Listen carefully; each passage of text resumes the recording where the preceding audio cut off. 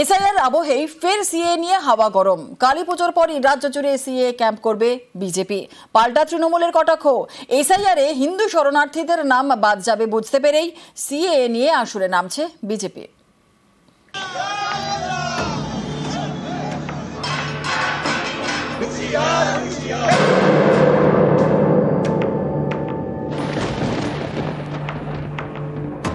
Ideologically we are committed যে বাংলাদেশ থেকে আসা হিন্দুদের আমরা নাগরিকত্ব দেব, সিএ এর মাধ্যমে তারা নাগরিকত্ব পাবে। এফআইআর করলে কার্যত হাজারে হাজারে লাখো লাখো মানুষের নাম বাদ যাবে, তাদের মধ্যে অজস্র হিন্দু শরণার্থীর নাম বাদ যাবে। আতঙ্কিত বিজেপি এখন সিএ এর গাজর ঝুলিয়ে ওরা কোন রকমের ভোট বৈতরণী পার হতে চায়। কমাস পরেই রাজ্যে বিধানসভা নির্বাচন, তার আগে চর্চায় এসআইআর। ভোটের আগে বাংলায় ভোটার তালিকার বিশেষ নিবিড় সংশোধন করতে চায় নির্বাচন কমিশন। তার প্রস্তুতিও চলছে। বিহারে সদ্য শেষ হয়েছে এসআইআর প্রক্রিয়া। ভোটার তালিকা থেকে বাদ গিয়েছে প্রায় ৬৯ লক্ষ নাম। এমন পরিস্থিতিতে বাংলায় এসআইআর ঘিরে হাওয়া গরম। তারই মধ্যে বিজেপির মুখে ফের সিএ এর কথা। কালী পুজোর পরই রাজ্য জুড়ে সিএ এর ক্যাম্প করবে পদ্ম শিবির। আইডিওলজিক্যালি উই আর কমিটেড যে বাংলাদেশ থেকে আসা হিন্দুদের আমরা নাগরিকত্ব দেব। সবাই তো পালিয়ে আসতে পারেনি, কিছু মানুষ তো পারে থাকতে থেকে গেছে, তাদের কি হবে? আমরা আগামী দিনে শিবির করে ফর্ম ফিল আপ করাবো, প্রয়োজনে সিএ এর মাধ্যমে তারা নাগরিকত্ব পাবে। সিএ এর ক্যাম্প পশ্চিমবঙ্গে অনেকে করছে, আমি তো প্রস্তাব দেব তৃণমূলকেও সিএ ক্যাম্প করার জন্য। এফআইআর করলে কার্যত হাজারে হাজারে লাখো লাখো মানুষের নাম বাদ যাবে, তাদের মধ্যে অজস্র হিন্দু শরণার্থীর নাম বাদ যাবে এবং সেই মানুষের ভোটেই বিজেপির ভোট ব্যাংক স্থিত। অর্থাৎ আতঙ্কিত বিজেপি এখন সিএ এর গাজর ঝুলিয়ে ওরা কোন রকমের ভোট বৈতরণী পার হতে চায়। ভোটের আগে বাংলায় যখন এসআইআর ঘিরে প্রস্তুতি তুঙ্গে, তখন বিজেপির সিএ বার্তা ঘিরে ফের রাজনীতির হাওয়া গরম। নিউজ 18 বাংলা। এসআইআর নিয়ে তৃণমূল বিজেপি তুঙ্গে তরজা। কল্যাণীর শহরে সুকান্ত, শ্রীরামপুরে সুকান্তর বাইক র্যালি, আর শ্রীরামপুরে বাইক মিছিলে সুকান্ত মজুমদার। শুক্রবার সুকান্তকে চ্যালেঞ্জ কল্যাণের। গতকালই কল্যাণের লোকসভা এলাকায় সুকান্তর মিছিল, আর মিছিল শেষে তৃণমূলকে ফের হুঁশিয়ারি সুকান্তর। ঝান্ডা ও ডান্ডার বাণী বিজেপি সাংসদের গলায়। সুকান্ত মজুমদার বেকার লোক, কটাক্ষ কল্যাণ বন্দ্যোপাধ্যায়। কল্যাণ ব্যানার্জির মতো ছুচোদেরকে ভয় পাবেন না, এদের মারিয়ে যেতে হয়। কালকে এত বড় বড় কথা বললো সে সুকান্ত মজুমদার, এসে ভাষণ দিয়ে আর বেরোতে দেবো না, এত দম। কল্যাণ কল্যাণ ডাক পারি, কল্যাণ গেল কার বাড়ি? আই কল্যাণ দেখে যা বিজেপির ক্ষমতা। কি হলো আপনার? ফুস। আমার কর্মীরা আজকে ঝান্ডাও এনেছে, তার সাথে ডান্ডাও এনেছে। ভোট কি আর দিয়ে গেলাম, এই ঝান্ডা আর ডান্ডার বাণী তৃণমূলকে শোনাতে হবে। পুলিশ যদি নিরপেক্ষ হয়ে যায়, 15 মিনিট লাগবে না, পশ্চিমবঙ্গের সব তৃণমূল কংগ্রেস কার্যালয় বন্ধ হয়ে যাবে। তাহলে কল্যাণ দা এরপরে যদি খেলতে ডাকে, আমি শ্রীরামপুরের কর্মীদেরকে বলে দিচ্ছি, ভালো করে খেলবে। আমি তো ওর মতো বেকার লোক নই যে যখন তখন যেখানে সেখানে ঘুরে বেড়াবো, খ্যাপাসিয়ানের মতো ঘুরে বেড়াচ্ছি। আমি আবার বলছি, এসআইআর থেকে নাম কেটে দিয়ে ও সিআইএসএফ সিআরপিএফ নিয়ে এসে শ্রীরামপুর পার্লামেন্টে একটা মানুষকে গুলি করে মারুক, সুকান্ত মজুমদারকে বাড়ি ফিরে যেতে দেব না। ওর বাবা নরেন্দ্র মোদী পারবে না ওকে বাড়ি ফিরে নিয়ে যেতে। হঠাৎ করে চলে গেছে, তুই নোটিশ দিয়ে দিতে পারছিস, আমরাও চলে যেতাম, দেখতাম ওকে। ও তো সেই হিম্মত হয়নি। ছুঁচো মেরে হাত গন্ধ করবো কেন আজকে? সুকান্ত তুই আয়, ডান্ডা দিয়ে মারবি আয়, আমি তোকে ডান্ডা কোথায় পড়তে হয় দেখিয়ে দেবো। মোদী যতদিন আছে ততদিন এগুলো রয়েছে, মোদী না থাকলে কুকুর বিড়ালে সুকান্তদের টেনে নিয়ে তুলে চলে যাবে। দার্জিলিং এর সংসদের কনভয়ে হামলা। কনভয়ের 4 নম্বর গাড়িতে ঢিল ছোড়ার অভিযোগ। সুখিয়া পোখরিতে আক্রান্ত রাজু বিস্তার কনভয়। ধস ক্ষতিগ্রস্তদের সঙ্গে দেখা করে ফেরার পথেই হামলা। জোরবাংলো থানায় অভিযোগ দায়ের সাংসদের। पहाड़ में जो ऐसे तत्व हैं जो ये सोच लेते हैं कि हम किसी को पत्थर मार के भगा देंगे, मुझे लगता है उनको गलत फहमी में नहीं रहना चाहिए। और अगर कुछ लोग ऐसे हैं जो आज भी हिंसा की राजनीति में विश्वास रखते हैं, तो फिर हम भी तैयार हैं। 10-12 दिन पहले किस तरह से सांसद के ऊपर हमला हुआ, लेकिन हम डरने वाले में से नहीं हैं, डट के मुकाबला। পাহাড়ে কেন্দ্রের মধ্যস্থতাকারী নিয়োগে আপত্তি, প্রধানমন্ত্রীকে চিঠি মুখ্যমন্ত্রীর। প্রাক্তন ডেপুটি এনএসএ কে মধ্যস্থতাকারী নিয়োগ কেন্দ্রের। পঙ্কজ কুমার সিং এর নিয়োগে আপত্তি জানিয়েই চিঠি। রাজ্যের সঙ্গে কথা না বলে একতরফা সিদ্ধান্ত কেন? ত্রিপাক্ষিক চুক্তিতেই জিটিএ গঠিত হয় বলে সরব মমতা। স্বশাসিত সংস্থা জিটিএর অধিকারে হস্তক্ষেপ বলেই তোপ। মধ্যস্থতাকারী নিয়োগে আপত্তি জানিয়ে চিঠি মমতার। প্রধানমন্ত্রীকে চিঠি দিতেই পারেন, কিন্তু এটা ট্রাইপার্টাইট ব্যাপার। ওনারাও তো আলোচনা করেছেন, তখন তো ত্রিপাক্ষিক আলোচনা ছিল। ত্রিপাক্ষিক আলোচনাতে তো কেন্দ্রের একজন প্রতিনিধিকে রাখতে হবে। পাহাড়, দার্জিলিং, এটা তো বাংলার অবিচ্ছেদ্য অংশ। আজকে পাহাড় আর ডুয়ার্স পুরোদস্তুর শান্ত, পর্যটকরা যাচ্ছেন, অর্থনৈতিক উন্নতি হচ্ছে, পাহাড় আবার হাসছে। তো সেখানে কেন কেন্দ্রীয় সরকার নাক গলাতে যাচ্ছে? যেগুলো কেন্দ্রের করার কথা, বাংলার 100 দিনের কাজের টাকা দেওয়ার কথা, আবাসের টাকা দেওয়ার কথা, প্রাকৃতিক দুর্যোগে টাকা দেওয়ার কথা, বকেয়া দেওয়ার কথা, সেগুলো তারা দিচ্ছেন না। রাজস্থানে ব্যবসায়ীকে খুন করে ভিন রাজ্যে গা ঢাকা। ইন্দোর থেকে এক দুষ্কৃতীকে গ্রেপ্তার করল পুলিশ। আর এই খুনের মামলাতে বৃহস্পতিবার রাতে 3 জনকে গ্রেপ্তার করে কলকাতা পুলিশ। সল্টলেকের একটি আবাসনে ঢুকে পড়েছিল এক খুনি।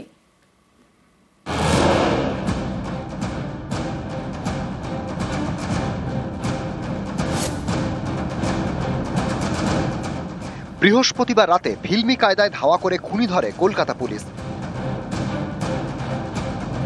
রাজস্থানে এক ব্যবসায়ীকে খুন করে কলকাতায় গা ঢাকা দিয়েছিল এই খুনিরা। এই ঘটনায় আরও এক দুষ্কৃতী গ্রেপ্তার হলো মধ্যপ্রদেশের ইন্দোর থেকে। শনিবার ইন্দোর রেল স্টেশন থেকে গ্রেপ্তার sharp shooter Zubair Ahmed. Local police plus ডিডিকে বলা হয়েছিল, ওরা দুজনকে প্রথম ধরে, অ্যান্ড একজন একটু দূরে ছিল, ও প্রথমে পালিয়ে যায়, পরে ওকে ধরা হয়েছে। এটা খুব টাইমলি, মানে আমার কাছে ইনফরমেশন 7:30-8 এইরকম টাইমে এসছে, অ্যান্ড উইদিন 1 ঘন্টার মধ্যেই ধরা পড়ে গেছে। তো সাকসেসফুল অপারেশন হয়েছে। এই ঘটনায় 3 খুনিকে বৃহস্পতিবার রাতে গ্রেপ্তার করে কলকাতা পুলিশ। রাজস্থানে খুন করে একাধিক রাজ্য ঘুরে তারা গা ঢাকা দিয়েছিল কলকাতায়। খুনের পরই রাজস্থান ছাড়ে দুষ্কৃতীরা। প্রথমে যায় উত্তরপ্রদেশ, সেখান থেকে অন্ধ্রপ্রদেশ, তারপর কেরল, তারপর কেরল থেকে আবার উত্তরপ্রদেশে, উত্তরপ্রদেশ থেকে তামিলনাড়ুর উটিতে, উটি থেকে কলকাতায়। 15 অক্টোবর কলকাতায় আসে খুনিরা।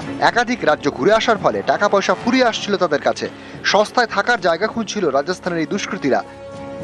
শিয়ালদা এলাকায় ঘোরাঘুরি করার পর বৃহস্পতিবার তারা পৌঁছয় ফুলবাগানে।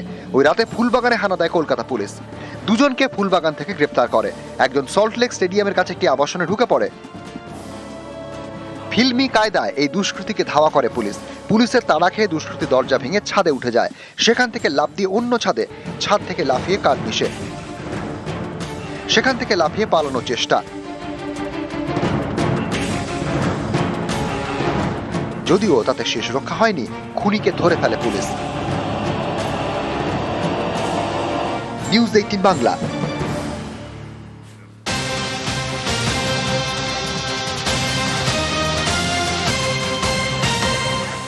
মাঝ রাস্তায় চলছে গাড়ি, 2 গাড়ির সংঘর্ষে দুর্ঘটনা। সংঘর্ষের পর 2 গাড়িতেই আগুন। পশ্চিম মেদিনীপুরের সবংয়ের নীলা এলাকার ঘটনা।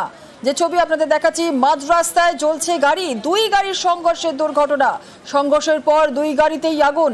পশ্চিম মেদিনীপুরের সবংয়ের নীলা এলাকার ঘটনা।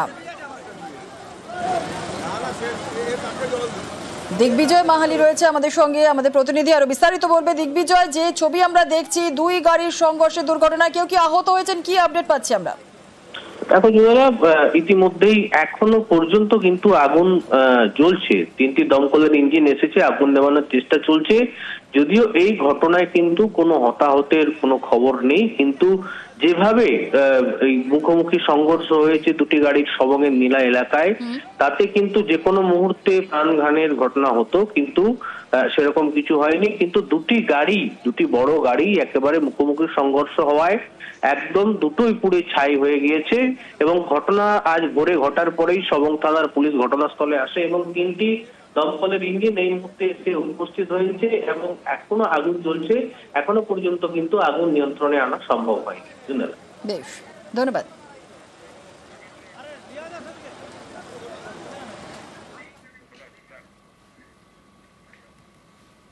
চিকিৎসকের মৃত্যুতে রহস্য। তমলুকের নার্সিং হোম থেকে বাড়ি ফিরে অসুস্থ হয়ে পড়েন অ্যানেস্থেসিস্ট শালিনী দাস। পরিবারের দাবি, তার ডান হাতে চ্যানেল করা ছিল, মাটিতে পড়ে যাওয়ায় সেখান থেকে রক্ত বের হচ্ছিল।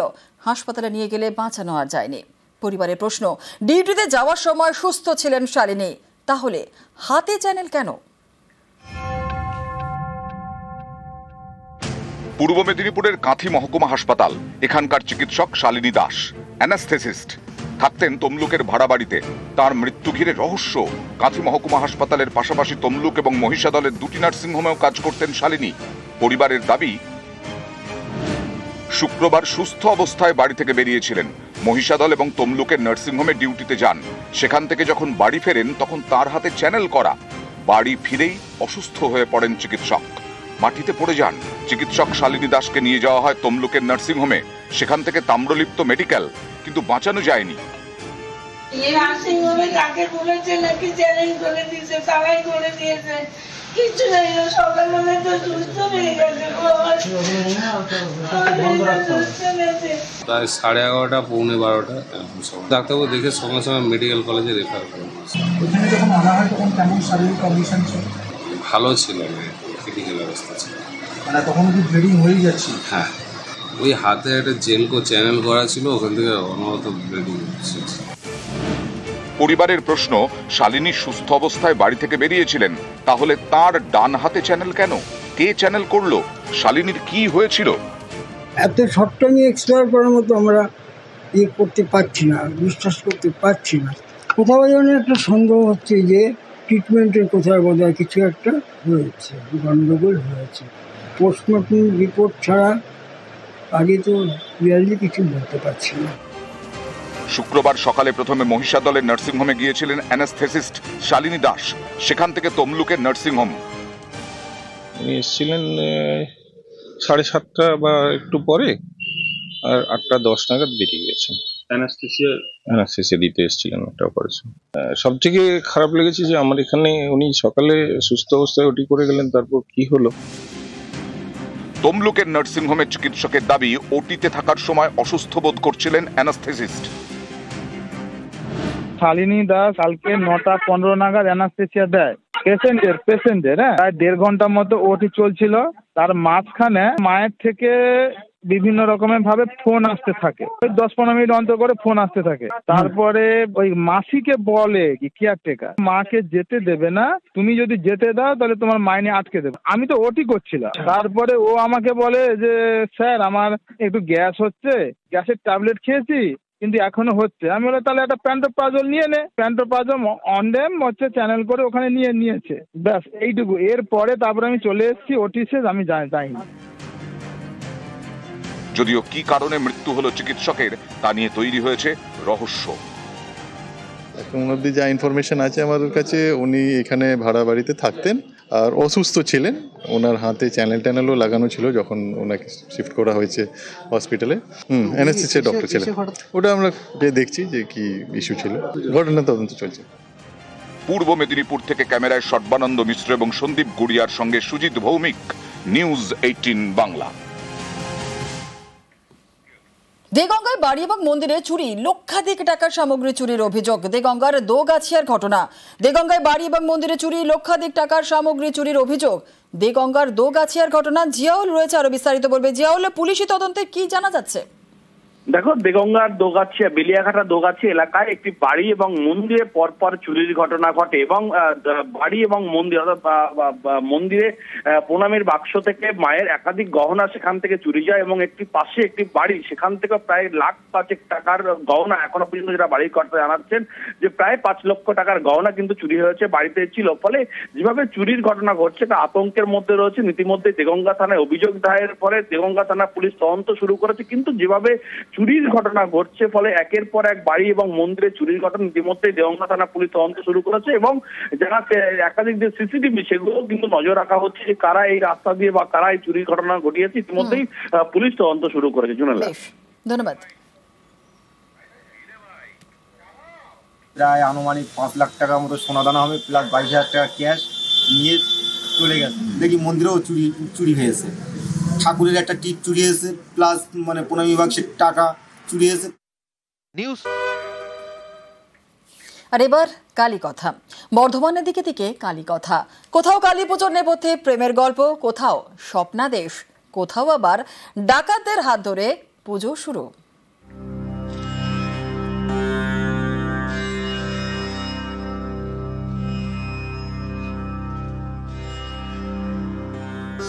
বর্ধমানের রাজবাড়ির কালী বিদ্যাসুন্দর, এই পুজোর নেপথ্যে প্রেমের গল্প।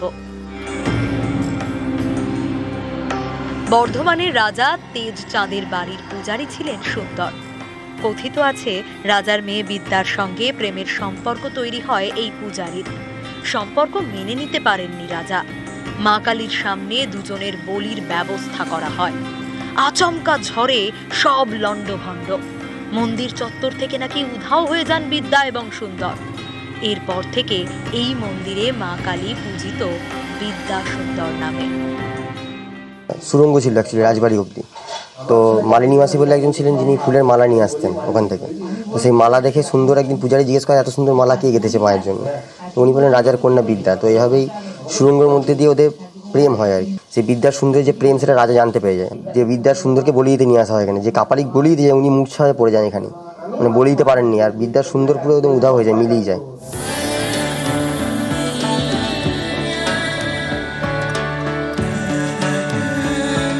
বর্ধমান শহরের কাঞ্চননগর, এখানে কঙ্কালেশ্বরী মন্দির। এক সাধক স্বপ্নাদেশ পান মা কালীর বিগ্রহ প্রতিষ্ঠা করার। তারপরেই পাথর খোদাই করে পুজো শুরু। ওম বিষ্ণু, ওম পুষ্পায় নমঃ, অধিপতে দেবায় শ্রী বিষ্ণুবে নমঃ। 7 ফুট লম্বা এবং 3 ফুট চওড়া মূর্তি। মা এখানে অষ্টভুজা। সারা বছর এই মন্দিরে নিত্য পুজো হয়। দীপান্বিতা অমাবস্যায় চামুন্ডা মতে বিশেষ পুজো। মন্দির প্রতিষ্ঠা হয় বাংলা 1323 সালে। এখন থেকে 108 বছর আগে মূর্তি প্রতিষ্ঠা হয়। মন্দিরটা 600 বছর আগেকার। মন্দিরে কোনো বিগ্রহ ছিল না দেখে মন্দিরে তখন এই বিগ্রহকে প্রতিষ্ঠা করা।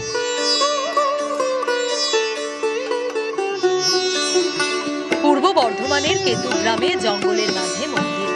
একসময় ছিল ডাকাতদের পুজো। আজও চলে দেবীর নিত্য সেবা। ডাকাতরা এখানে পুজো দিয়ে ডাকাতি করতে যেত। এক সাধু বাবার হাতে এই ঠাকুর মন্দিরটা চায়। মৃন্ময়ী মূর্তি প্রত্যেক বছর মাঘী অমাবস্যাতে কলেবর হয়, যেটা পুজো হয় সেটা জলে চলে যায়, নতুন মূর্তি আবার প্রতিষ্ঠা। কেতুগ্রামের এনায়েতপুরের মন্দিরে দেবীর মৃন্ময়ী রূপ। মা এখানে শ্যামা কালী। দীপান্বিতা অমাবস্যায় মাছের ভোগ দিয়ে বিশেষ পুজো হয়। দীপান্বিতা কালীতে এমনি পুজো ভোগ হয় ডেলি, আর প্রতি অমাবস্যায় খিচুড়ি রান্না হয়। আমাদের মায়ের মৎস্য ভোগ হয়, বছরে 3 বার তো দিতেই হয় মাছের ভোগ। ক্যামেরায় সন্দীপ পালের সঙ্গে শরদিন্দু ঘোষ ও রণদেব মুখোপাধ্যায়, নিউজ 18 বাংলা।